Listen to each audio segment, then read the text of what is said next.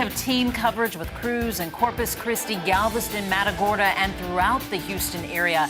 But up first, the update, the all-important information from David Paul. David? Well, the storm continues to get better organized, and the greatest indication of that is the formation of an eye in the center of Hurricane Harvey. Set your bearings. There's Houston, there's Corpus Christi. Here's the center of the storm, and look how you can now see the center very clearly. That is what we call the eye of the hurricane. And the strongest winds are located in the rain band that wraps right around the edge of that eye. That's called the eye wall, and that's where the strongest sustained winds are and will be. That being said, we've had some gusts to 25 and some of the individual scattered showers that are already impacting southeast Texas. You see how everything is generally wrapping around from northeast to southwest, caught up in the large counterclockwise flow, wrapping around Hurricane Harvey, who is now a Category 1. With winds sustained at 85 miles an hour near the center. There are higher gusts than that near the center as well. The storm is moving north-northwest at 10 miles an hour. The pressure is at 976 millibars. As that number goes lower, the storm's wind strength gets higher and stronger. The lower the pressure, the more intense the hurricane.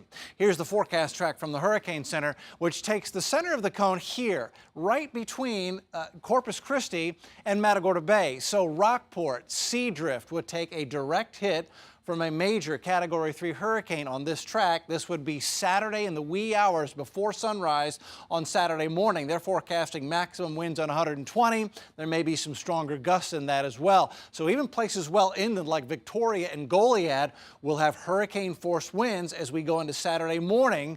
And that will cause damage to structures, especially weaker ones like garages and awnings and rooftops.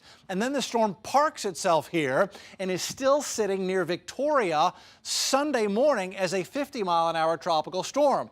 Now, as the storm is sitting here to the south and west of Houston, that puts us on the dirty side. So this entire time, we have a heavy rain threat as the onshore moisture comes in on the dirty side of that storm. And then this happens. On Monday, the storm begins to move east, 40-mile tropical storm over Matagorda Bay, then slowly heads up the coast and is sitting off the Galveston coast as a 40-mile-an-hour tropical storm on Tuesday. So this is not a wind threat for Houston, but it is a major rain and inland flooding threat because of the associated rain.